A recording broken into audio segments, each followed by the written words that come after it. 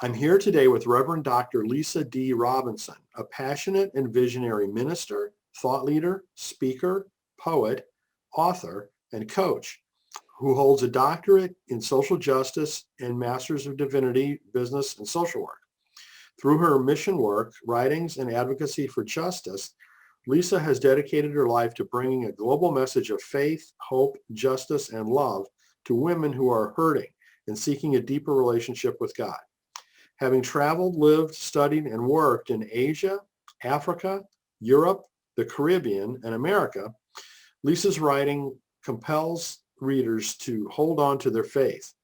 Raised in the Northeast, but currently living in the South where, with her extended family, she spends her free time cooking, quilting, meditating, and relaxing.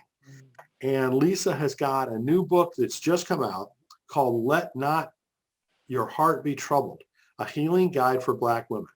So Lisa, it's so great to have you here with us today. Thank you, Brian. It's a pleasure to be here with you, and I really appreciate you taking the time. Well, it's my pleasure. I should have mentioned too that Lisa's been a participant in several of our conferences and has been a great supporter of the work we've been doing. So it's always really wonderful when one of our alums comes out with a new book. And so I wanted to make sure that we were able to do this interview. Yeah, thank you. So before we get into the book itself, please tell us a little bit more about your background. I'm really interested in how you're able to live in all those countries. Well, for different reasons, when we were little, at the elementary school, we grew up in New Jersey, North Jersey, just a few minutes outside of New York City. And it was a time where you were allowed to take your children out of school. Now they have restrictions. You can't only miss a certain amount of time. And so our parents, the first time in fourth grade, they took my twin sister and my two brothers, and we hopped on the plane and went to St. Croix in the Virgin Islands because that's where my mom's side is from. She was born in New Jersey, but everybody, her parents and grandparents, everybody before her were born on the island, St. Croix, St. Thomas. So that's where our roots are. And so we went to St. Croix, and while we were there, I have a distinct memory of seeing, children my age, because in fourth grade, how old are you? 9 years old. So other little children, and we could just see poverty. And that just stuck with me that here we are on a plane and now we're in another place and children my age are running up to our car trying to make a few pennies just to clean our windshield on our rented car. And so it's memories like that and being outside of New York where a lot of our family was, particularly, well, both on my mom and dad's side. And so every time we left the suburbs of New Jersey and took that little 15-minute ride into Manhattan, the scenery changed. And so we saw the poverty, we saw the homelessness, we saw the quick drug deals, even as children, and you're sitting in the back seat of the car with my parents driving. And so those memories just really stuck, as an adult and as I got older and feeling, I want to do something about this when I get older. I don't know who these people are on the street, but our parents always raised us to be kind-hearted and give back to your community. So those were the messages. And so as we got older in elementary, I said we went to St. Croix in fourth grade. They took us to Jamaica the next year. And we'd always go away for the week and our teachers would have us come back and write a report to share with our classmates. And then we went to St. Kitts and Nevis for that next year. And then we went on a cruise to Bermuda. So those experiences just stayed with us. So as an adult, when we had the opportunity as an adult to travel for internships and, just experiences, I went to Spain to study Spanish. I wanted to learn how to cook Italian, so I went with our culinary class to Italy. And then when I was in seminary at Princeton, I had the opportunity to spend a year in India and a summer in Ghana and a month in Japan, all with people, all over the world. But those seeds have been planted from our parents. Wow, good for And you. What an so international background. yeah, and my twin sister, she's a lawyer. She's overseas now in Micronesia, and she spent 6 years in St. Croix, and so and traveled. We both traveled to other places. I was in Japan, she was in China, just traveling and just meeting people. So seeing the same things we saw in New York City and in these other places, the poverty, the just people feeling hopeless, but at the same time, we knew they wanted the same things that most other people wanted. They wanted just a life, to be healthy, to have a positive impact on their children. And so as much as people see the world as different, we see the world as a group of people who really, for the most part, want the same things, to be loved and to be in a caring environment. So that has impacted my life and how I have opportunities and take advantage of them. I feel so much the same way too. I mean, when I was in my 20s, I began traveling internationally a lot for business and, Hmm. spent a lot of time in Asia and Europe in particular. And, felt the same way that it was just kind of amazing that there was this huge discrepancy between the lifestyle we were able to live versus what other people in many other places needed to live in. Yeah, absolutely, absolutely. So, so tell us about how the book came about. How did you decide to write this? Well, a lot of when I was teaching MBA classes with the grad students or women's studies classes or social justice, my students would always write in the evals, you always tell great stories. I'm like, what stories? I'm just teaching, not realizing I was sharing stories. And so a lot of those stories were already in my mind, and I had, over the years just wrote bits and pieces. And then with the pandemic, I just sat down and didn't take long to really put it on paper. So in fact, in one day, I think I wrote 7 and there's 19 stories in the book. And I said, I'll just write a few. And I sat down around noon and then realized it was almost midnight and realized I had 7 of the 19 stories, at least in draft form written out. Then the others just came over those, you know, couple of months that I was working on it. So tell us about the main theme of the book.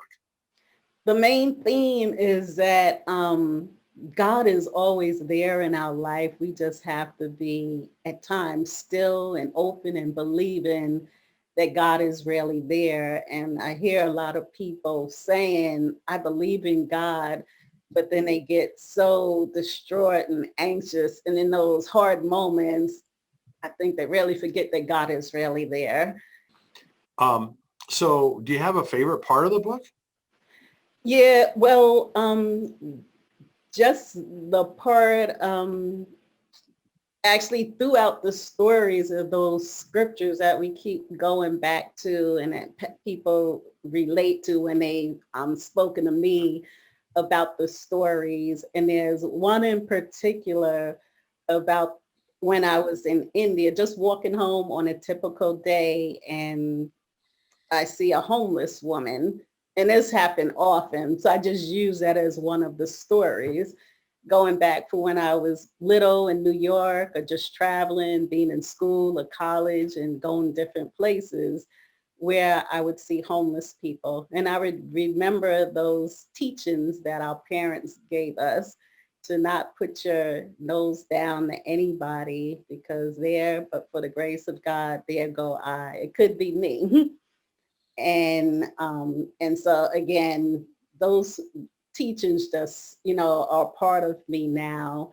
And so in one of the stories I described in slow motion how as I'm walking home carrying my leftover rice from the store and other food, and I come across this woman, this soul who's crouched down on the sidewalk, and she's saying, help me, help me. And I say in my mind that all of a sudden the dogs who are going by sniffing on the ground and the people who are walking by, everybody's pretty much dismissing this older, Indian woman. And as I'm telling the story, I pause in my thoughts and say, how could this be happening in the world with so many riches, so many resources, that this woman is sitting here and her hands are dirty from the mud and crusty because she's been there. Who knows for how long, but people just keep passing by. And then I say, even the dogs will stop and just sniff and lick the crumbs near her feet as if she's not even a real person. She just becomes a part of the sidewalk and she's there shivering on the cement. And Mm. for me, and I've read that to people in other groups, and they just said it just made them think. And it brought tears to their eyes as they're reading the story, because then they reflect, how many homeless people did I pass by this week? Yes, yes, How exactly. many homeless people did I just dismiss? Because at times, again, we're all human.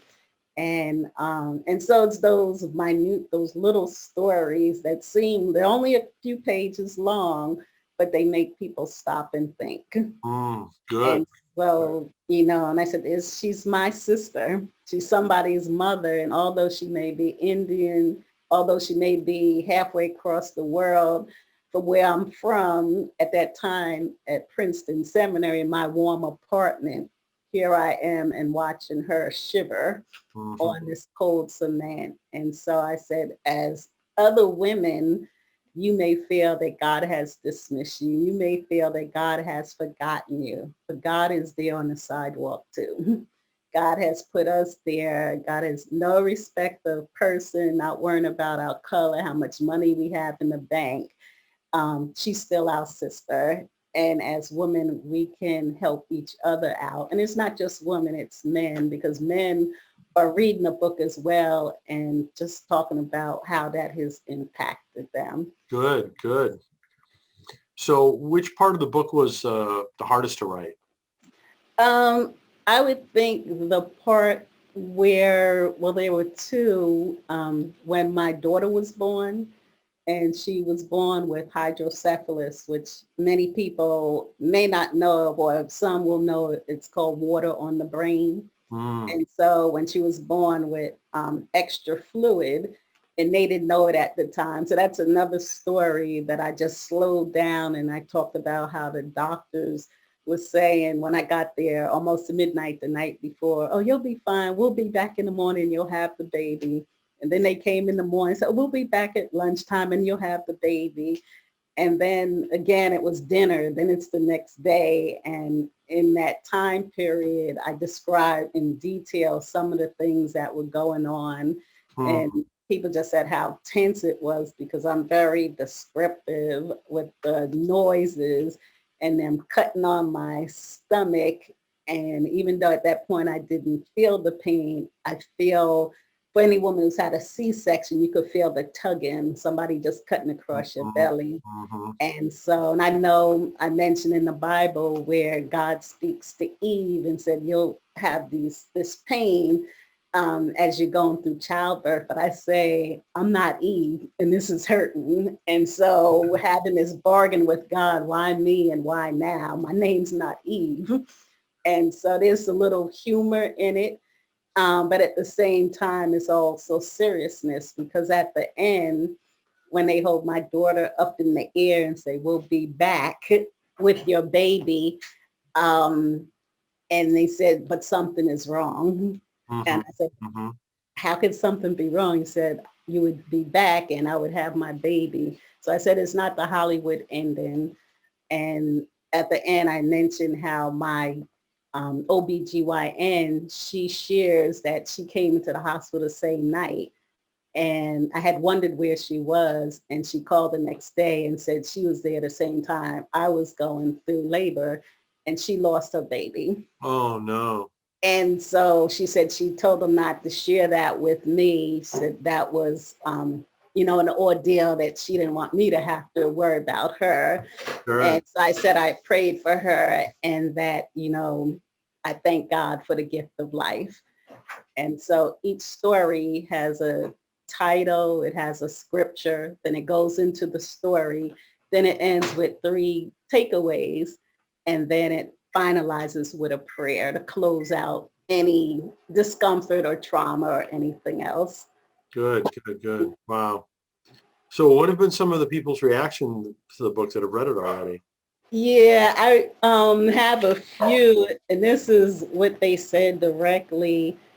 Someone said, by inserting relevant Bible verses throughout each story, the reader is constantly reminded of God's love and promises. Very well done. Someone says, I am totally blown away by your book. I definitely see a movie in this. Please send it to Tyler Perry and Oprah. Um, Someone said, I read the book and is an excellent devotional testimony to God's unfailing grace.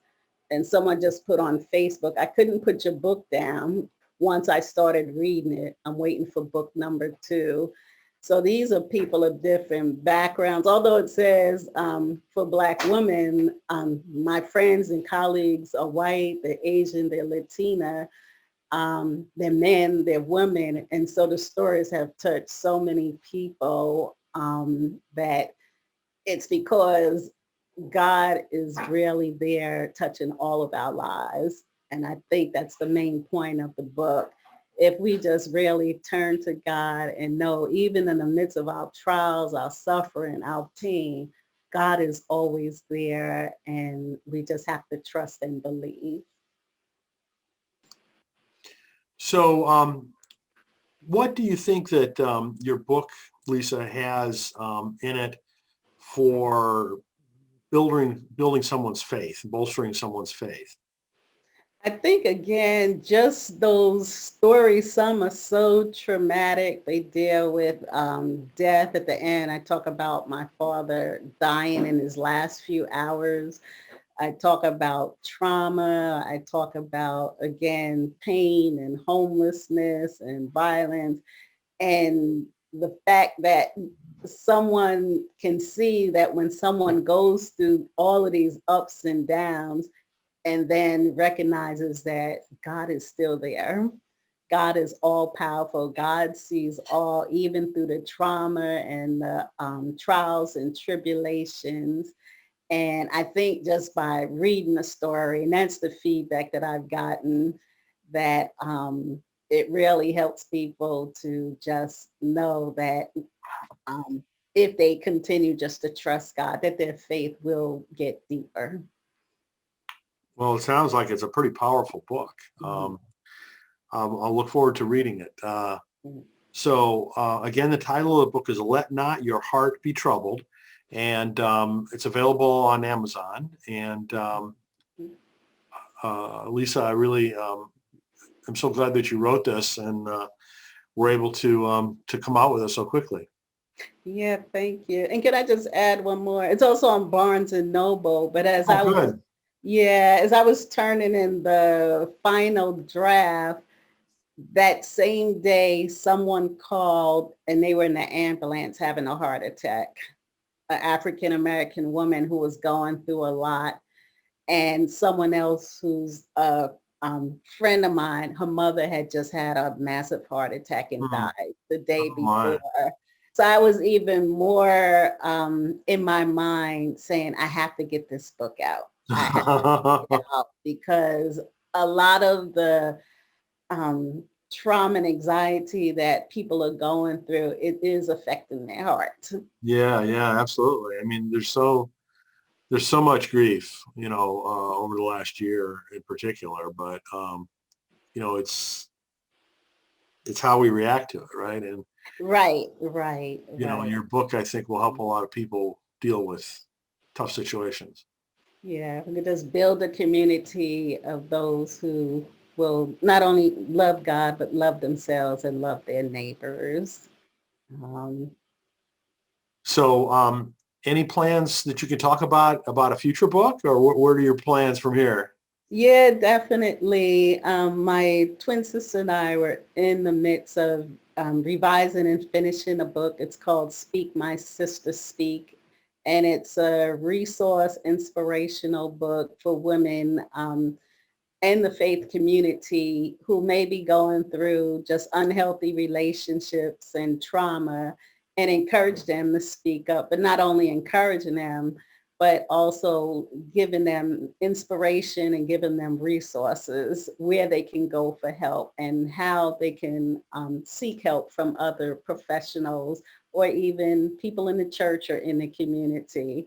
So that's one, and working on a book for caregivers as I watched and I was here taking care of my dad and now my mom. I think there's so much um, just people feeling hopeless, and with COVID added on top of that, just want to again encourage those who are caregiving that God is right there. And so just trying to again provide hope for those in the community through my writings. And the last one is, again, the article that was in the King Center called "The Kids on the Bus Are All Right," and how we grew up in that first kindergarten class. My twin sister and I and a friend named Francine being on that bus in in that class back in 1968, and seeing how the discrimination and racism and segregation is still keeping our country apart. And so we're just working on trying to do writings and a podcast and, articles and books around that as well. Wow, you're going to be busy. I am, but I enjoy what I do.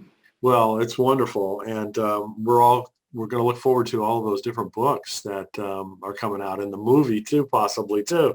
Yes, definitely. Thank That would you. be awesome. Mm. All right, Lisa, it's so wonderful to spend some time with you. Congratulations on the new book and all the work that you've done. And we will greatly look forward to hearing more. Thank you. And I'm just grateful for you, Brian, and all the work that you're doing for the community. Well, thanks so much. It's my pleasure. Mm.